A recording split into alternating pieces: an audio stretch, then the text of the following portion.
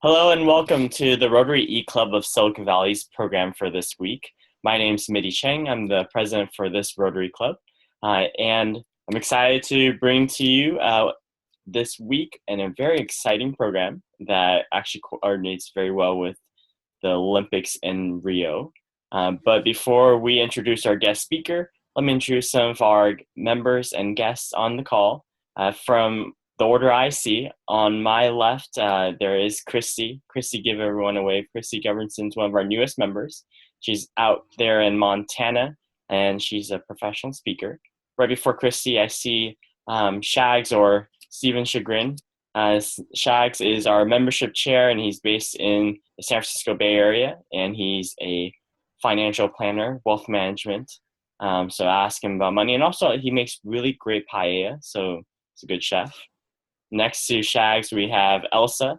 Elsa is our guest, our road actor from Oklahoma, who currently has 100% attendance for all of our live recordings for this Rotary year. So she is awesome in her own right. Next to Elsa, we have our member, Yvonne.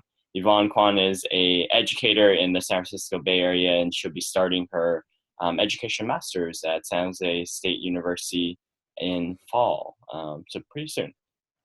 And again, my name is Mitty. I'm the president of this club. I'm excited to introduce to you all a very famous man who I had the pleasure of being introduced to by our member, Christy. So I'm very excited. It really only takes a split second to get distracted, but once we do, distractions steal hours of our most valuable time and energy every day. Our guest speaker today, professional speaker, executive coach, author, and Olympic medalist Paul Kingsman is a sought-after expert on how to be distraction-proof. He mostly focuses his expertise in the financial services arena, where he combines his experiences of winning an Olympic medal in swimming by only 4/100ths of a second, by the way, with his first-hand knowledge as a financial advisor to help other advisors overcome distractions so that they can focus on what matters most in their businesses and succeed sooner. Paul also has a long involvement with Rotary, including being a founding member of the Rotary Club of San Rafael Harbor and an honorary member of the Rotary Club of Marin Sunrise, both located in the northern San Francisco Bay Area, where Paul lives. Today, Paul is going to help us be distraction-proof in what we do every day, and he may even give us some insider's insight into what's going on with the athletes in Rio. Please help me welcome Paul Kingsman. Thanks, Mitty. Good morning, everyone. It is a pleasure being able to share with you, firstly as a Rotarian, but also, as Mitty mentioned, with the Olympics happening right now. And as I said, about talking about distractions and just exactly how those impact us. Right now, you've got the Olympics going on. We're about to start. And so just briefly, I'd like you to really think about what those athletes are going through, but do it on your terms, be it whatever your background is, as a financial advisor, as a publisher, as an author, as a speaker, and just think about what it would be like having set a goal some 13 years prior to the very day where you're going to have a chance to perform. So imagine that you are seated behind your desk and you're talking with a client who you've prospected with, prospected them for a time period of 13 years, which is how long I had trained for before I went on to compete at the Olympic Games.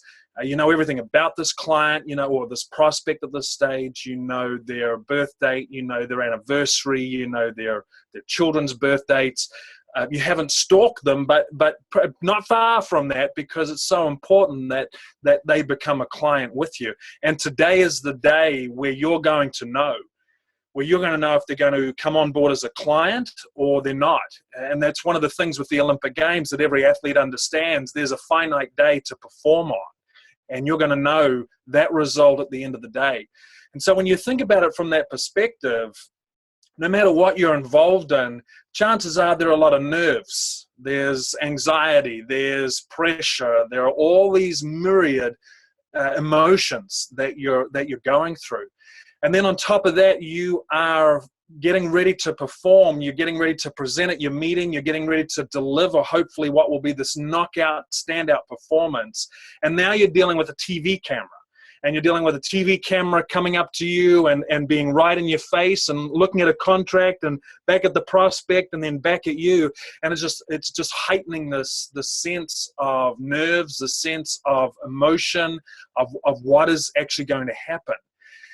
And then right as this process, right as this meeting is developing and the nerves are building and the anticipation's building and you don't know which way the deal's going to go, the ceiling of your meeting room splits in two, literally from one end right down the next and right to the far side of your office, and it opens up and you look up into the faces of 12,000 screaming people. And they're chanting and they're cheering and they're yelling at you. And this is the biggest day of your life. And you have to keep this together.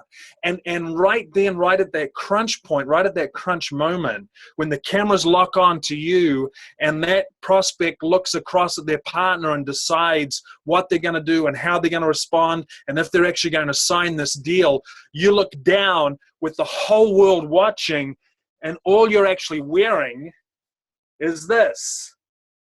This is all you have on for the world to see you perform in. So I ask you now, how are you feeling? What kind of thoughts, I can see Mitty's laughing, what kind of thoughts are going through your mind where this is it? And oftentimes when I'm speaking to groups, the first one that comes out is the word exposed. And as we go down the track, and frankly, after delivering this talk to many different audiences, I've heard some pretty interesting thoughts. But one of the ones right at the end that I hear most of is vulnerable. People are feeling vulnerable. You are right at a pivotal moment in your life, in your career, where you don't know how things are going to go. You don't know how things are going to turn out. And it's not a feeling we rush to as people. We want to avoid those times. And in the brief time that we have today, I want to encourage you to go through these times, because as Olympic athletes, the objective of going through these times is to get to these moments where you actually take the Olympic medal, where you actually are rewarded for your time, for your tenacity, for your focus. And so while these times are not fun to go through, we go through them to get to these moments.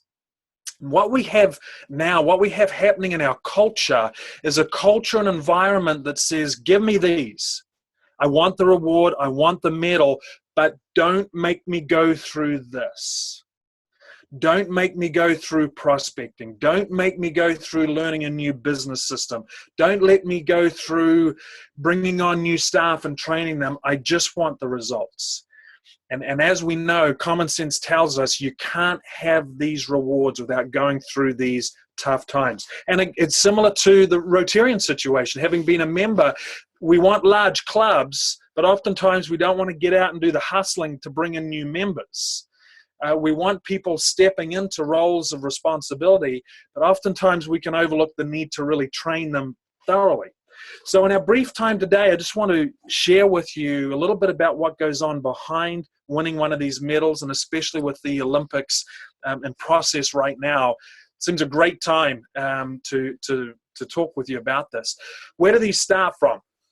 They start initially from having a distraction-proof passion, knowing exactly what it is you want and being very, very clear about why you want it.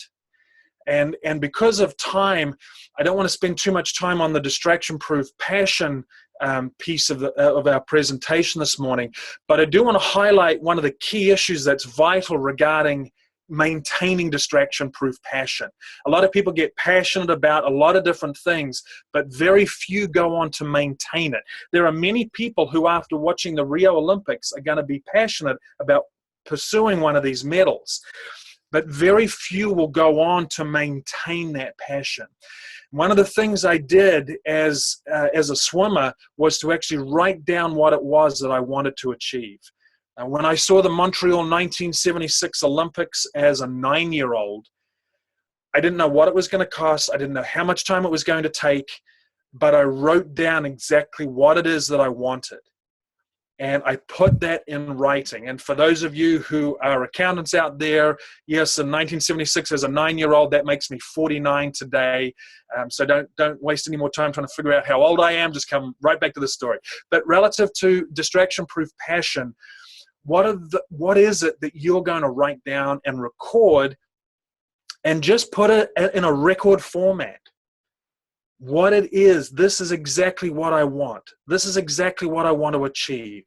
That's what I'm most passionate about. Doesn't matter what it is, be it an Olympic medal, be it doubling the size of your business, be it doubling the size of a Rotary club, be it doubling the members that come onto the e-club here, be it completing writing a book, be it completing writing half the book by December 31.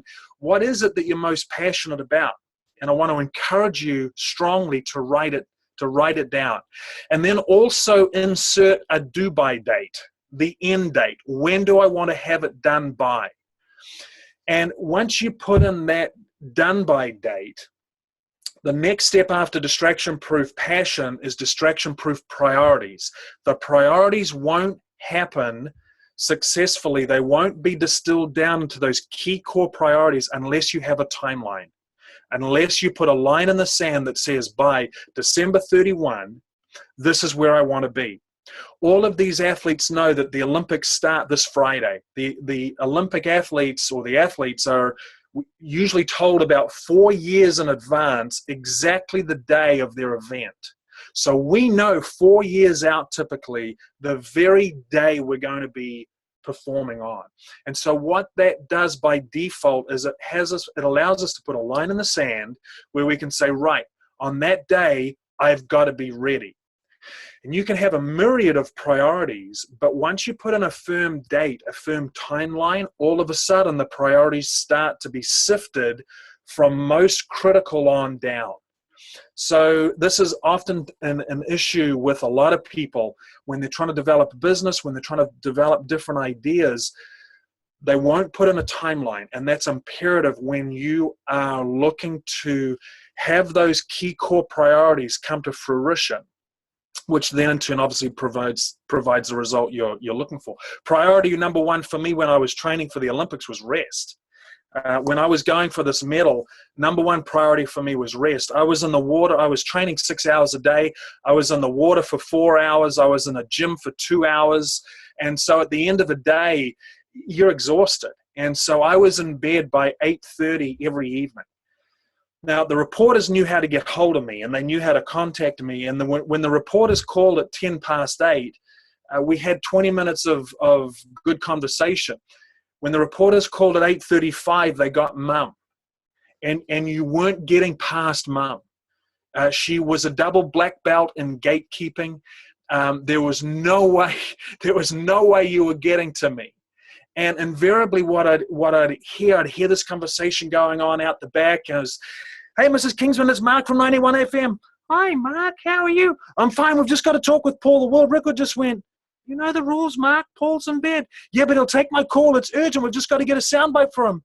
No, we won't, Mark. It's 8:35. Call him tomorrow. But it's urgent. I've got to talk with him. He'll call you tomorrow. Good night, Mark. And that was it. At 8:35, you were not getting past this woman. And what I would do the next day is call these guys back. And I would say, hey, Mark called last night. Can I talk with him? I'd end up talking with him. I'd say, Mark, you called. What's up? And this is what I'd hear. Hey, we just wanted to talk with you. We just wanted to catch up. We just wanted to shoot the breeze. Hey, nothing urgent. Nothing urgent. And one thing I learned from that, and I can see some of you're nodding, you get it. One of the things I learned from that was this. If we fail to prioritize our time, other people will. Other people will prioritize your time. Other headlines will prioritize our emotions. This is what's happening to us all the time by default. We have to decide, what do these distraction-proof priorities look like that we are going to adhere to and follow? And so that was one of the things that I learned from that whole process. So I was not going to give up my time, my emotion, my focus on something just to answer somebody else's thoughts or brief questions. So what is it in your life that has to be a priority? Is it spending more time with family? Is it continuing to write, just committing yourself to writing every day, 1,000 words a day, whatever that might be? Is it prospecting new clients and figuring out, okay, this is what I've got to say to them. This is how I'm going to ask for referrals. I see a lot of this kind of information coming through, and frankly, it's half-baked ideas because people don't take the time to see it as this is priority number one and I'm going to master it. So I want to challenge you to think about what are those key core priorities in your life where no distractions are going to impact them. Because the next step is the toughest, especially for an Olympic medalist. The next step is distraction-proof practice. Doing it day in, day out. Day in, day out. For me, as I mentioned, it was a 6-hour day. And what that looked like was this. I was up at 5:30 in the morning. I was to the pool by 6 o'clock. I would swim from 6 o'clock till 8 o'clock, home, breakfast, bed. I'd be up by 10 o'clock. I'd have a light snack. I was to the gym by 10:30, lifting weights from 10:30 till 12:30, home, snack, bed. Get up by 2, light snack, be at the pool by 3. I'd stretch, 1,000 sit-ups, stretch again, in the water by 4. I'd swim from 4 till 6, sometimes 6:30 when the work needed to be finished. I'd go home, I'd have dinner, and I'd go to bed. That was the day. That was the typical day. That was a day of practice. It was structured, it was time blocked, and nothing was getting in the way. Now that day is very, very simple to understand. There are none of you on this call, none of you watching this relay, this video, who won't understand what I just said. It's very simple to understand. It's just not easy to do. It's not easy to do. And what we have going on today is a disconnect between simple and easy. And we tend to think that if something's simple cognitively, I can understand it. Therefore, from an effort perspective, it must be easy to do. It must be easy to execute. And that's just not the case. It's simple to understand, but not necessarily easy to do. Doing it is going to require tenacity. Adhering to that distraction-proof practice is you're going to need to be focused intently on what it is you're doing at that moment and practicing it and practicing it and practicing it over and over again. One of the big advantages Olympic athletes have, and it's no secret, by the way, I cringe when I see all these books in bookstores that say the 5 secrets to this and that. There are no secrets out there. But one of the advantages and philosophies that successful Olympians have is their practice structure. It's time blocked. And you can call it whatever you like. If you have an issue with the term time block, that's fine. But it's structured. There is a time and a place for everything. So you can't get me, for instance, literally when I'm in the water. As hard as some of the media would try, they'd turn up on pool deck, unannounced, just looking for a clip, something different from what other competitive networks had. They literally couldn't get to me. It was the same when I was in the gym. Everything was time blocked. There was a place, there was a reason for doing what I did, and it was segmented. Instead of trying to focus on the entire day, I was just focused at 6 o'clock. I know I hit the water, and in those 2 hours, here are the top 2 things I'm looking to achieve. It was the same with rest. It sounds pretty silly to be quite focused on rest, but you can see how critical it was to my day. So it was a very specific task, was to thoroughly rest and recover, because I knew in 2 hours' time, I'm going to grind out another weight workout, and my body's got to be as rested as possible. So what are those things that you've got to commit to practicing?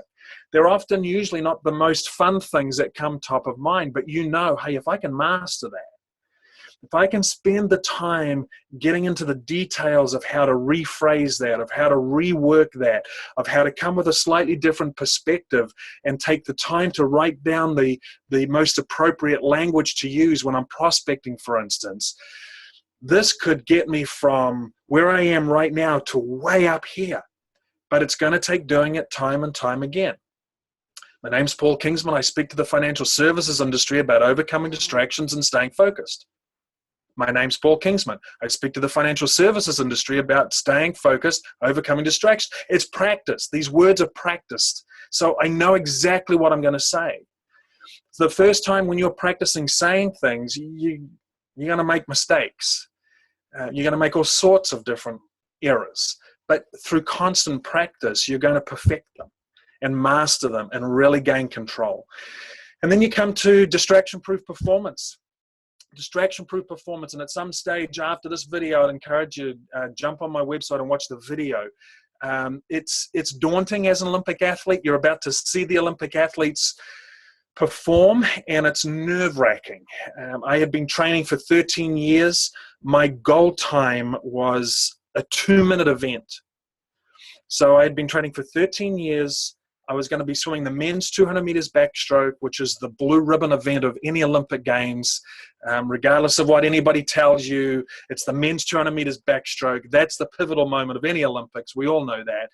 But my goal was to swim 200 meters backstroke in 2 minutes, having trained for 13 years for it. The obvious question is, was I guaranteed of that medal? And the obvious answer is no. Even if I swam 2 minutes, was I guaranteed of that medal? No. I wasn't even guaranteed that I'd go 2 minutes. But we had done the research, and we believed that a time of 2 minutes stood a pretty good shot at winning a medal. When we looked at historically the Olympic 200 meters backstroke event and how the medalists were swimming over history, where they were coming home strongest, we knew that if I could swim my second lap as fast as my fourth lap, which is very difficult to do, I stood a chance. So at the end of the first lap of that race, I was actually in 7th place. So there's a very simple question. No one should get it wrong. At the end of the first lap of a 4-lap race, do they hand out these medals? And the answer is no. Medals don't happen at the end of the first lap of a 4-lap race. The end of the second lap, I was in 5th place. In the middle of that third lap, there's a question that every athlete gets asked. When they're about 3/4 of the way through that event, the question is, what are you going to do now? Because now you're really hurting. Your legs are numb, your shoulders are burning, you have these 2 lines that go up your back and they're producing lactic acid, and so you literally are starting to feel like you're being choked. And in amidst all of that, you're trying to breathe, you're trying to keep your head still, and the question is, what are you going to do now? And I remember thinking, just go. And you have to hit that third turn hard. You've got to hit it fast, and you've got to have committed to that third turn before you even get there. And I remember coming off that third wall, because I was in lane 1, accidentally looking up and seeing the scoreboard, and it said that I had turned in 4th place. So I knew that I just had to come home as hard as I could, and hopefully somebody was going to tire and I'd have the chance to actually win a medal. And I remember thinking, just go. And coming down on the last couple of strokes, seeing the first flash go up on the scoreboard, which registered that the first place had gone. And coming back for the last stroke and starting to get ready to lunge and seeing a second flash. So it registers very quickly. 2 have gone now, there's 1 left. And you'll do anything to get your hand on that wall next. You'll break your fingers, you'll break your hand, you just don't care. And I remember lunging and hitting and seeing a flash come up, and in a split second seeing another flash come up. And I remember looking up and seeing P. Kingsman, lane 1, NZL ... 3. And it registered that I'd won a medal. And when they were getting us ready for the medal presentation, you're going through all these emotions, and there are just the 3 medalists in this little room. And this guy from Radio New Zealand burst in the room, shouldn't have been anywhere near me, and put on his headphones, and he came running up to me, and I was down on the floor. I was actually doing my shoes up. And he said, "That was the greatest swim I've ever seen." And I said, "Thanks." And he's like, "No, we didn't give you a dog show of winning at all." I said, "Thanks." And he said, "Do you know how close the 4th guy was to you?" I said, "I don't care." He said, "Well, I'll tell you." He said, "The 4th guy was 4/100ths of a second behind you." And it struck me that for 13 years had come down to that 2-minute event, and I swam my goal time. I hit 2 minutes, and this medal had been decided by 4/100ths of a second. And when you think about that, it kind of puts things into perspective. It's a long time to dedicate to a 2-minute swim you might not even do. And success is decided by 4/100ths of a second.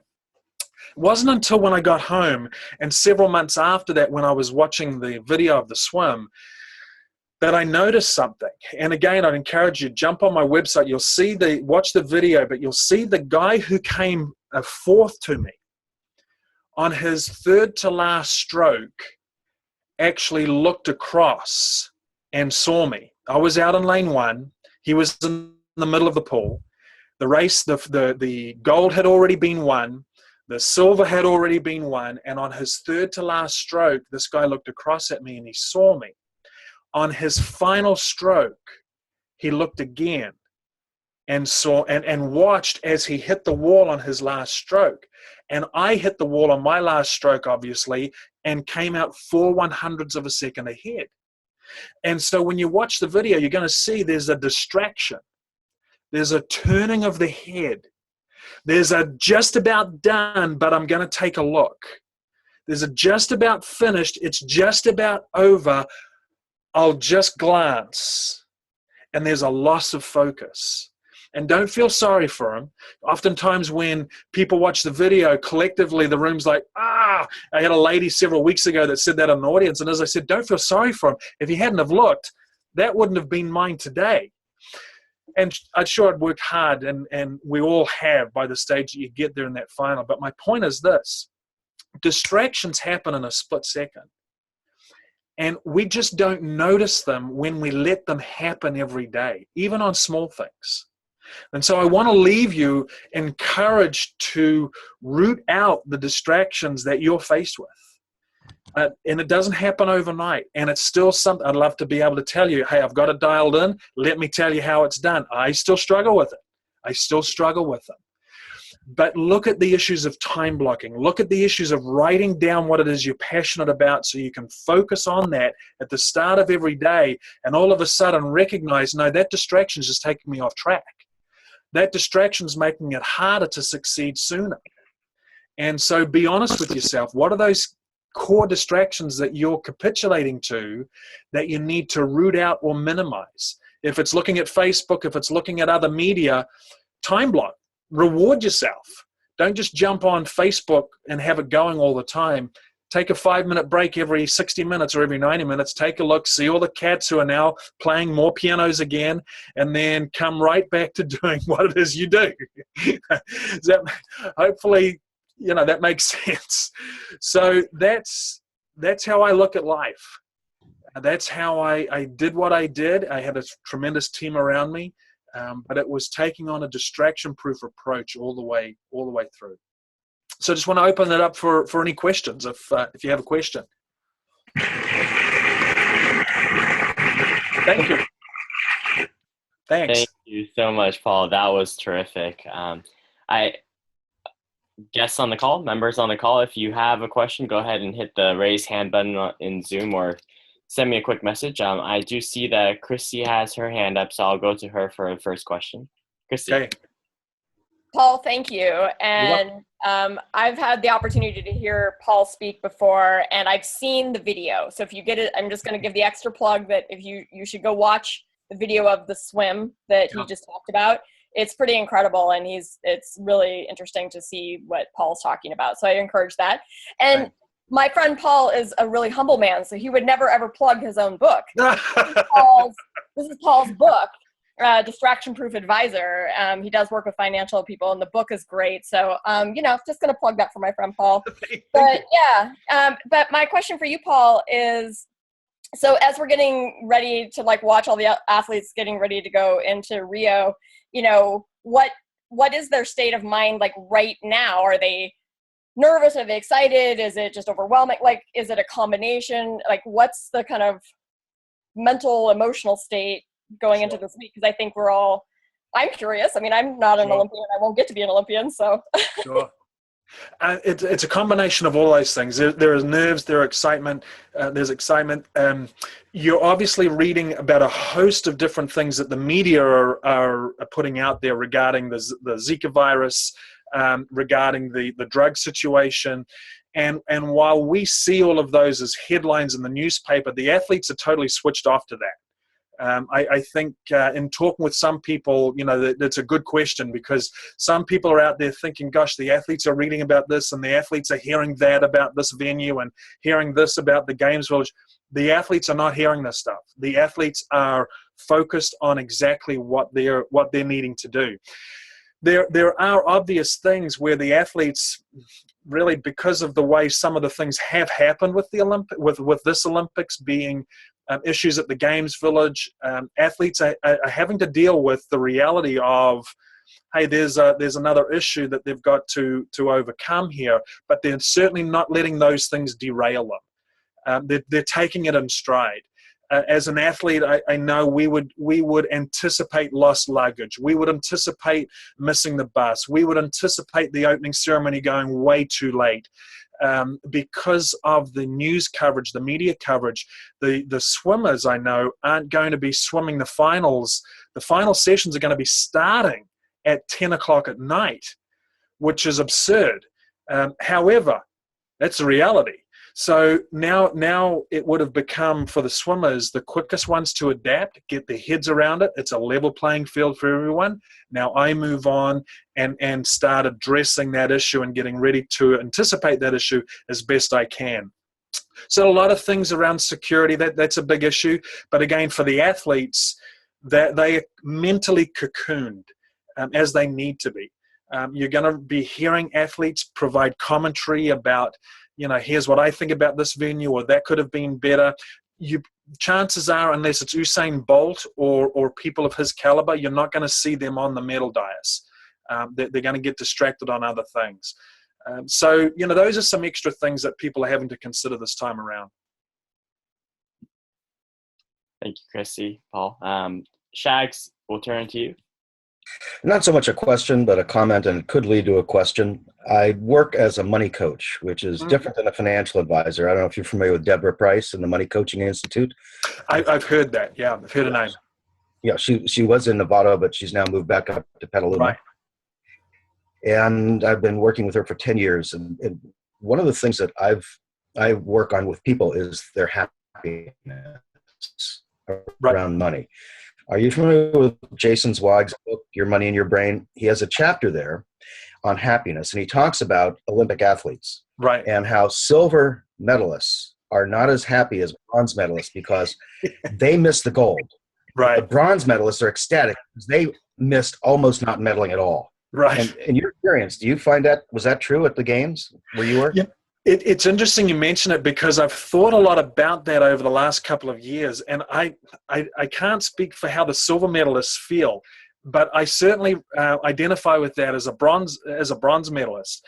I always remember one of the comedians saying that they believe that the bronze medalists are the happiest because with the bronze medal, it was the most extreme in or out issue. You either have a medal or you don't. And then he said, you have to feel sorry for the silver medalists because technically they're the first losers, which I thought was pretty harsh, especially at Olympic level. But yes, when you think of the fact that with the bronze medal, it's the biggest extreme between either having or have not. It is. I know I have never won a gold medal, but it's made me certainly very happy. One of the questions I did get at an event, you'd be surprised at the bluntness of some people, when the guy stood up and said, it's kind of interesting because Michael Phelps has won 16 Olympic gold medals, and let's just keep your bronze medal in perspective. And he was joking. I mean, he was sort of saying it tongue in cheek, to which I asked him how many bronze medals had Michael Phelps won, and he said none. And I pointed out the fact that it's obviously a lot easier to win a bunch of gold medals than win a single bronze medal.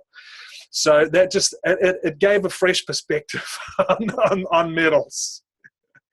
So, thank you.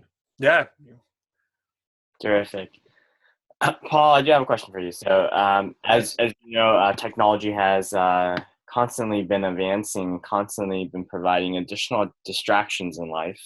Mm, So, one of that is as almost a public figure. I feel like an Olympian, right, is mm, very much in the limelight, in the media, and that also right, means social media, right? right. And I understand the idea of cocooning yourself mentally, but I mean, what are your thoughts about how social media and technology has really played an effect into maybe how Olympians may even perceive themselves? You know, what if you're going to be in Rio and you hop on social media and you hear people talking about you, right? And then maybe it's not Right. in a positive light, maybe it is. What are your thoughts? Do you think that people just completely tune those out and they don't even check social media?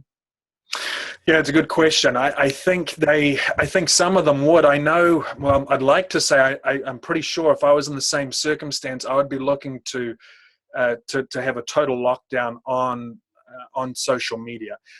But you raise a good point. The generation, well, I shouldn't say just generation, because it's not solely just a young person's thing. What is happening out there today is that people are confusing responding with thinking. And it's going right through our culture. We are confusing responding with thinking, and we're thinking that, or we're assuming that just getting out a response carries some depth and carries some weight. And it's just, I just throw that out there as a point. It's an issue to consider, because when you look at how people respond, we are now becoming a culture where people are walking around tied to these things because they're thinking there's substance in responding. And it's very important that we understand, now there's a difference. Just because we respond doesn't necessarily mean we're thinking.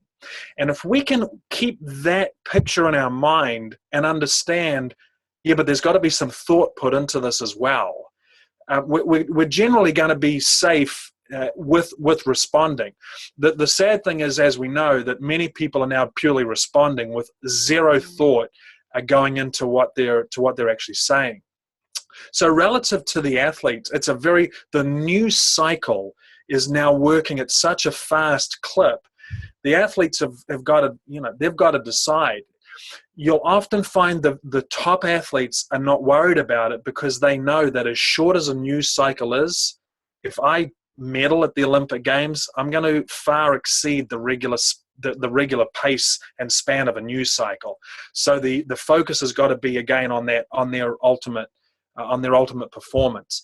But you raise a good point. I think you're going to have a lot of athletes who are so focused on getting stuff out and responding and being seen to be up to date and wanting to answer the questions with large groups of people now having access to them. You're going to have athletes as ready as they are who will get distracted by that. Now everyone has access to us.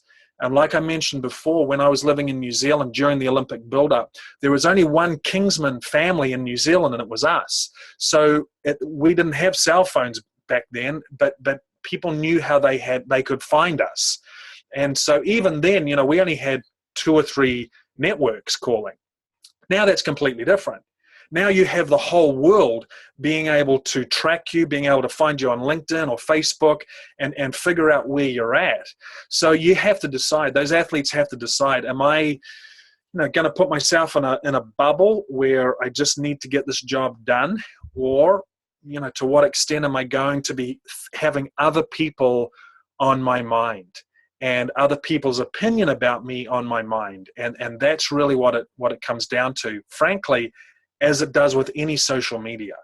It's how much do I value being on that person's mind, and do I value being on their mind more than I value or over how I value completing what I have to complete most. Great. Thank you, Paul. That's that answer. That's terrific. We're going to turn it over to Christy for the last question. Christy.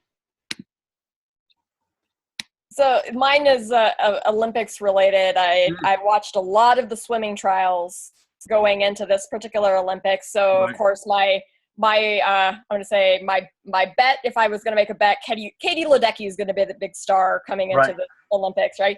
But is there anybody else or anything in particular, or maybe something specific with the, the stroke that you're expert in, which is the backstroke, what we should be looking for, or who we should be paying attention to? Do you have any insider?